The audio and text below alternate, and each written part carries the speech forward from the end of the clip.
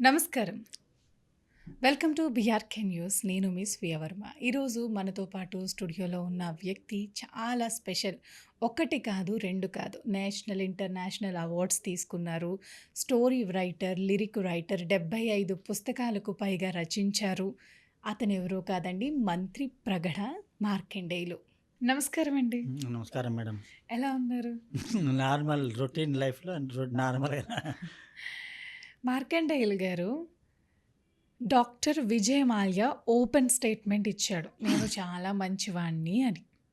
అసలు దాని మీద మీ అభిప్రాయం ఏంటండి? అబ్బో! పెద్ద subject madam. Doctor Vijay Mallya ఆయన business tycoon, member of parliament గూడా. ఆయన ఈవెన్ హార్స్ ఓనర్ గూడా. తప్పు చేసిన వాళ్ళు ఎప్పుడు తప్పు చేశానని అనరు. నేను లోన్ తీసుకున్నానని అంటారు. లోన్ డిఫాల్ట్ చేస్తే నేను తప్పు చేస్తున్నా, లోన్ డిఫాల్ట్ కట్టలేదు, నాకు తప్పైతుందని అనుకోరు. నేను లోన్ తీసుకున్నా, వాళ్ళు ఇచ్చారు, నేను లోన్ తీసుకున్నా. ఆయన యునైటెడ్ బ్రెవరీస్ ఉన్నాయి, కింగ్ ఫిషర్ ఉంది. మళ్ళీ ఈ కింగ్ ఫిషర్ ఎయిర్‌లైన్స్ చైర్మన్ గూడా ఆయన. ఎన్నో వ్యవస్థలకి, హాస్పిటల్స్‌కి ఓనర్. హ్మ్. ఆయన హార్స్ ఓనర్. గుర్ర పందాలు గూడా ఆయన ఇంపోర్ట్ చేసుకొని గెలిచేవాడు. ఆయన పెద్ద వ్యవస్థ. ఆయన ఏం చేశాడంటే బ్యాంక్ లోన్స్ ఒకళ్ళకి తెలవకుండా ఒక బ్యాంక్ నుంచి అట్లా బ్యాంక్ లోన్స్ తీసుకున్నాడు. అన్ని సంస్థలకి, అన్ని సంస్థలకి తనకు కావాల్సిన విధంగా బ్యాంక్ మేనేజ్మెంట్ వాళ్ళని కూడా ఇన్‌ఫ్లుయెన్స్ చేసి తీసుకున్నాడు. హ్మ్. మభ్యపెట్టి. అది కాంగ్రెస్ గవర్నమెంట్ ఉన్నప్పుడు గూడా. అట్లా నడిచింది హవా. ఎన్ని ఒక 12,000 10,000 కోట్ల రూపాయలు తీసుకున్నారు. Loans different different financial companies నుంచి ఫర్ డిఫరెంట్ పర్పసెస్ ఇచ్చారు అప్పుడు. ఎందుకంటే ఈ వాజ్ వెరీ బిగ్ షాట్. లండన్‌లో ఆయనకి ఎన్నో వేల కోట్ల ఆస్తులున్నాయి. బిల్డింగ్స్, వ్యాపారాలు, కింగ్ ఫిషర్, యునైటెడ్ బ్రెవరీస్, అవి. ఇక్కడ ఎంపీ గూడా, మెంబర్ ఆఫ్ పార్లమెంట్ గూడా. ఆయన ఏం చేశాడంటే కట్టడం మానేశాడు డబ్బులు. 12,000 రూపాయలు రుణాలు అన్నీ భారతదేశానికి బ్యాంకులకి, అనేక సంస్థలకి ఇవ్వాల్సిందే. అది 16,000, ఇప్పుడు 18, 20 కోట్ల దాకా అయిపోయిందది. హ్మ్. అప్పుడు ఏం చేశాడంటే అతనికి ఇంటెలిజెన్స్ ఉంటది, తెలిసిన వాళ్ళు. పెద్ద సంస్థ ఆయన, is a very big shot.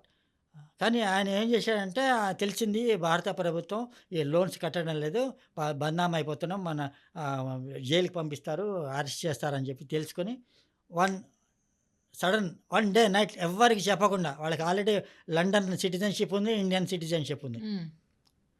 United కింగ్‌డమ్‌ది కూడా ఉంది.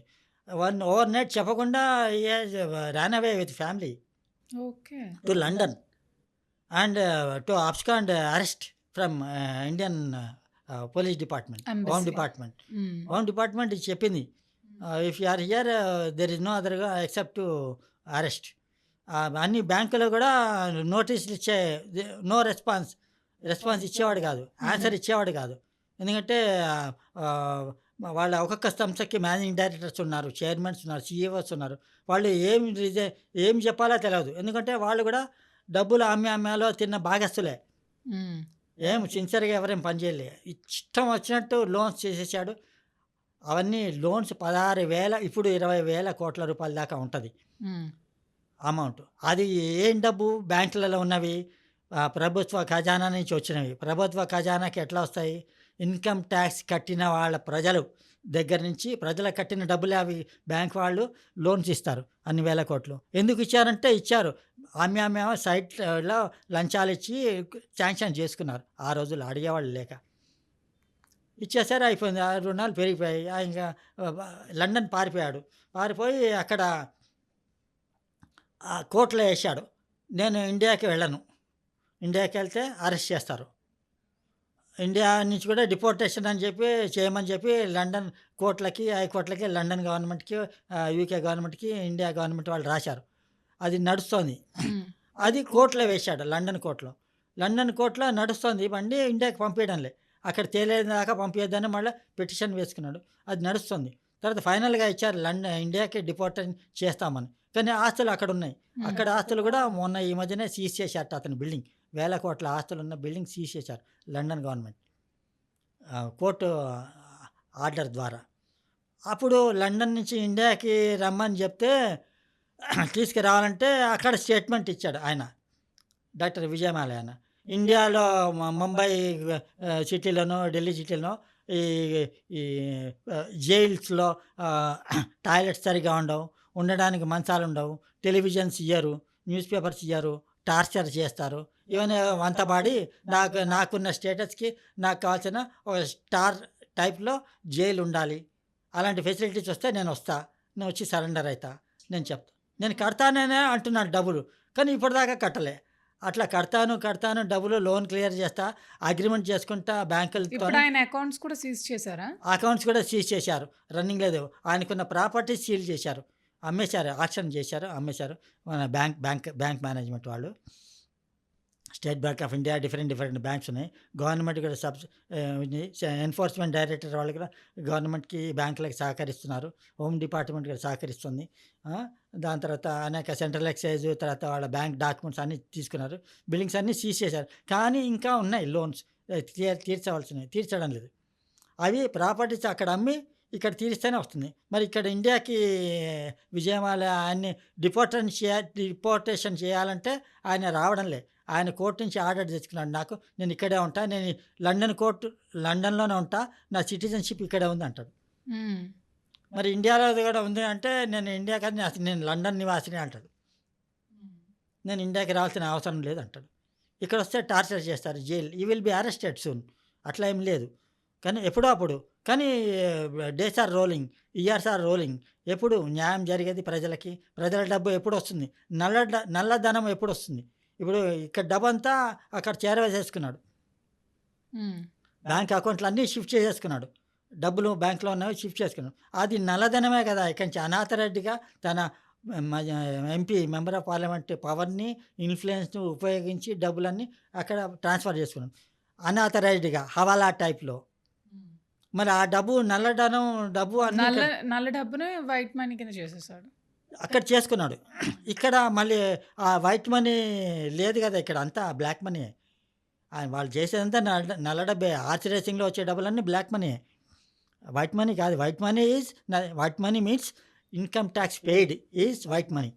Taxes paid is white money. Unauthorised money is black money. ఇప్పుడు మనం కూడా ఇళ్లలో ఇలా 50,00,000 పెట్టుకున్నాం అనుకోండి. మన అకౌంట్ లేకుండా, బ్యాంకులో లేకుండా, ఎవరు ఇవ్వకుండా, మనకి చిట్టీలో ఏవో లేకుండా, లేదా రిసీట్స్ ఏం లేకుండా అది బ్లాక్ మనీ కింద వస్తది. హ్మ్. నీకెక్కడిది అడుగుతారు. రైడ్స్ అన్నీ జరిగేవి. నీకెక్కడివి? ఎవరిచ్చారు? టెర్రరిస్టులతోని సంబంధం ఉందా? అడవుల్లో అన్నలతోని సంబంధం ఉందా? నీకు ఎవరిచ్చారు? ఏ పొలిటీషియన్ ఇచ్చాడు? ఎందుకిచ్చాడు? ఎవరిని మర్డర్ చేయమని చెప్పారు. అవన్నీ అడుగుతారు. సీజ్ చేస్తారు. సీజ్ చేయడమే కాకుండా లోపలేసి జైల్‌లో ఏస్తారు కూడా. డబ్బులు పెట్టుకోకూడదు. వైట్ మనీయే ఉండాలి. వైట్ మనీ మన దగ్గర ఒక 10,00,000 ఉంటే అది ఎక్కడి నుంచి వచ్చింది? సోర్స్ ఆఫ్ ఇన్‌కమ్ అనేది చూపెట్టాలి మనం. మా ఆర్డినరీ పర్సన్ కూడా చూపెట్టాలి. అట్లా చూపెట్టలే. ఆయన విజయమాల్య ఏమంటాడంటే నేను కరెక్ట్. నేను నా తరఫున లోన్ తీసుకున్నా. వాళ్ళిచ్చారు. సింపుల్ ఒక స్టేట్మెంట్ ఇస్తే సరిపోదు కదా! లోన్ ఇచ్చారు. ఒక పర్పస్ గురించి ఇచ్చారు. కొన్ని వేల కోట్లు. ఒక 5,000 ఇచ్చారనుకో, 5,000 కోట్లు ఇచ్చారనుకోండి. పీస్ మీల్‌గా ఇన్‌స్టాల్‌మెంట్‌లో. ఆ 5,000 కోట్లు ఒక ప్రాజెక్ట్‌కి ఇస్తే ఆ ప్రాజెక్ట్‌కే ఉపయోగించాలి. హ్మ్. పర్పస్‌కే ఉపయోగించాలి.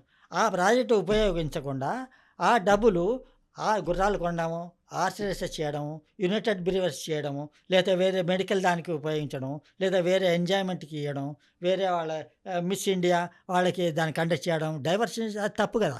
The purpose of giving money loan by any bank or financier is supposed to be used only for that particular project which he has submitted. మనం ఒక పర్పస్ గురించి ఇప్పుడు ఎగ్జాంపుల్ ఇంకా అర్థం కావాలంటే ఇప్పుడు ఒక ఇల్లు కట్టుకోవాలనుకున్నా, ఒక హెచ్‌డిఎఫ్‌సి లోన్ తీసుకున్నా, ఎల్ఐసి లోన్ తీసుకున్నా. నేను ఆ డబ్బులు ఇల్లు కట్టుకోవడానికే ఉపయోగించాలి. నేను నా అప్పులు తీర్చేసుకున్నా, నా ఇంకో రెండో భార్యకిచ్చా, నేను ఆ బిజినెస్‌లో పెట్టా, నేను ఇల్లు కట్టుకోలేదంటే అది కుదరదు కదా! హ్మ్. దట్ ఈస్ నాట్ ప్రాపర్ కదా! ఇప్పుడు purpose of taking loan is for that particular work or project. అది నేను తప్పు చేశా, నేను తప్పు చేయలే, నేనే కరెక్టు. లోన్ తీసుకున్నా ఇంట్రెస్ట్ కట్టలే.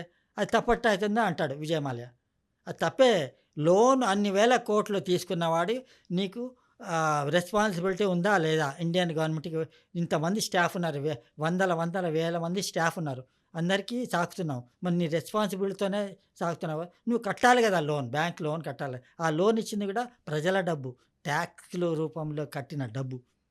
Indian government money. White money.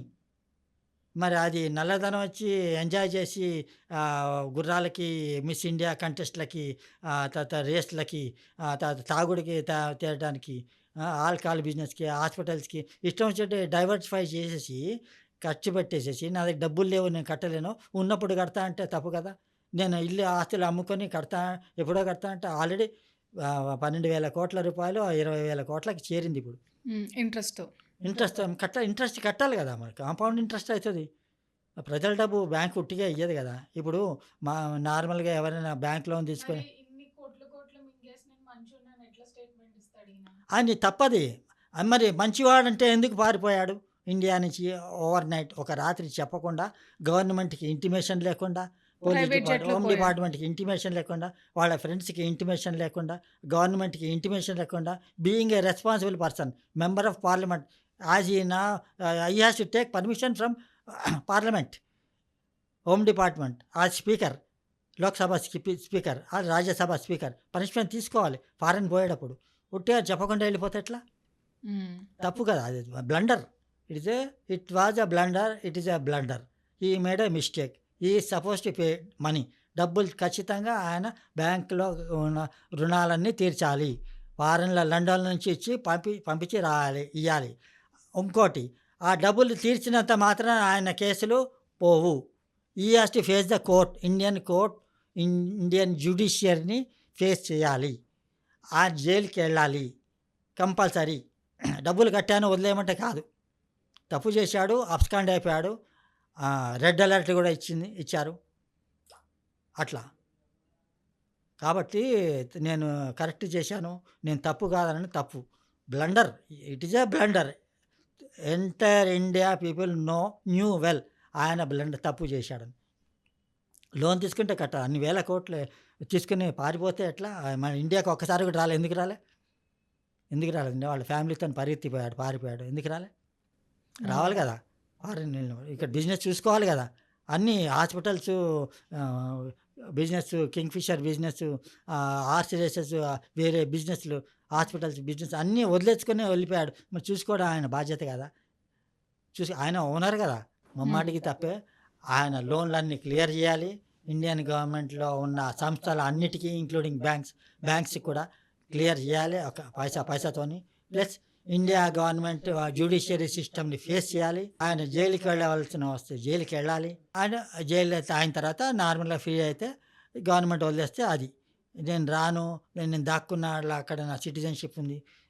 నేను ఇక్కడ రాను, ఇక్కడ ఏవి వసతులు లేవు. జైళ్ళలో సిస్టమ్ సరిగ్గా లేదు. నాకు టీవీ ఇయ్యరు. నన్ను టార్చర్ పెడతారు. న్యూస్ పేపర్‌లు ఇయ్యరు. అవన్నీ ఇప్పుడు చెప్పుకుంటే అక్కడి నుంచి స్టేట్మెంట్లు ఇస్తే కాదు కదా! స్టేట్మెంట్లు ఎక్కడి నుంచో ఇస్తే కాదు కదా! ఇక్కడొచ్చి మాట్లాడి జైలు జీవితం అనుభవించి హి has to pay the penalty for his deeds. అదండి. ఇంకా ఉంది. అది నడుస్తుంది.